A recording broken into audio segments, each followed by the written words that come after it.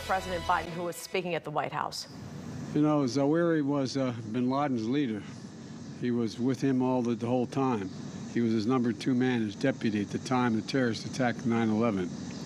He was deeply involved in the planning of 9/11. One of the most responsible for the attacks that murdered 2,977 people on American soil. For decades, he was the mastermind behind attacks against Americans, including the bombing of the USS Cole in 2000, which killed 17 American sailors and wounded dozens more. He played a key role in the bombing of U.S. embassies in Kenya and Tanzania, killing 224 and wounding over 4,500 others. He carved a trail of murder and violence against American citizens, American service members, American diplomats, and American interests. And since the United States delivered justice to bin Laden 11 years ago, Zawahiri has been a leader of al-Qaeda, the leader.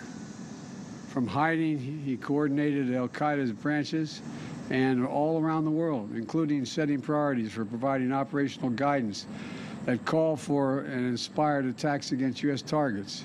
He made videos, including in recent weeks, calling for his followers to attack the United States and our allies. Now, justice has been delivered, and this terrorist leader is no more. People around the world no longer need to fear the vicious and determined killer. The United States continues to demonstrate our resolve and our capacity to defend the American people against those who seek to do us harm. You know, we make it clear again tonight that no matter how long it takes, no matter where you hide, if you are a threat to our people, the United States will find you and take you out.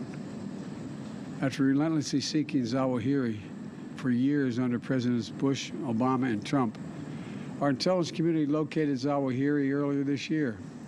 He had moved to downtown Kabul to reunite with members of his immediate family. After carefully considering the clear and convincing evidence of his location, I authorized a precision strike that would remove him from the battlefield once and for all. This mission was carefully planned, rigorously minimized the risk of harm to other civilians. And 1 week ago, after being advised that the conditions were optimal, I gave the final approval to go get him. And the mission was a success. None of his family members were hurt, and there were no civilian casualties. I'm sharing this news with the American people now, after confirming the mission's total success through the painstaking work of our counterterrorism community and key allies and partners. My administration has kept congressional leaders informed as well. When I ended our military mission in Afghanistan almost a year ago, I made the decision that after 20 years of war, the United States no longer needed thousands of boots on the ground in Afghanistan to protect America from terrorists who seek to do us harm. And I made a promise to the American people that we continue to conduct effective counterterrorism operations in Afghanistan and beyond. We've done just that. In February, our forces conducted a daring mission in Syria that eliminated the emir of ISIS. Last month, we took out another key ISIS leader. Now we have eliminated the emir of al-Qaeda. He will never again allow Afghanistan to become a terrorist safe haven, because he is gone, and we're going to make sure that nothing else happens. You know, it can't be a launching pad against the United States. We're going to see to it that won't happen. This operation is a clear demonstration that we will, we can, and we'll always make good on the solemn pledge. My administration will continue to vigilantly monitor and address threats from al-Qaeda, no matter where they emanate from. As Commander-in-Chief, it is my solemn responsibility to make America safe in a dangerous world. The United States did not seek this war against terror. It came to us, and we answered with the same principles and resolve that have shaped us for generation upon generation. To protect the innocent, defend liberty, and we keep the light of freedom burning, a beacon for the rest of the entire world, because this is a great and defining truth about our nation and our people. We do not break. We never give in. We never back down.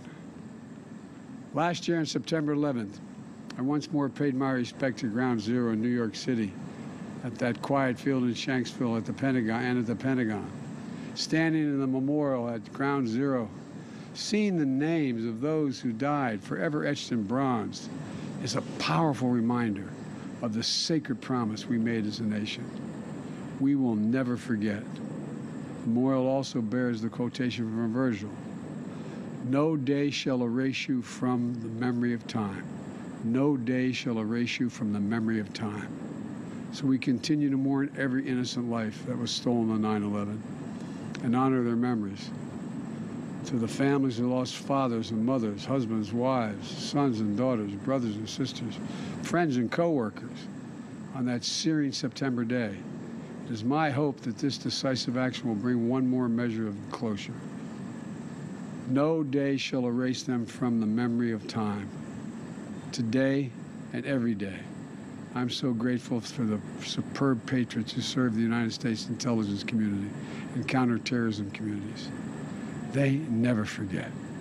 And those dedicated women and men who tirelessly work every single day to keep our country safe, to prevent future tragedies. It is thanks to their extraordinary persistence and skill that this operation was a success. They've made us all safer. And to those around the world who continue to seek to harm the United States, hear me now. We will always remain vigilant, and we will act, and we will always do what is necessary to ensure the safety and security of Americans at home and around the globe. Today, we remember the lost. We commit ourselves to the safety of the living, and we pledge that we shall never waver from defending our nation and its people.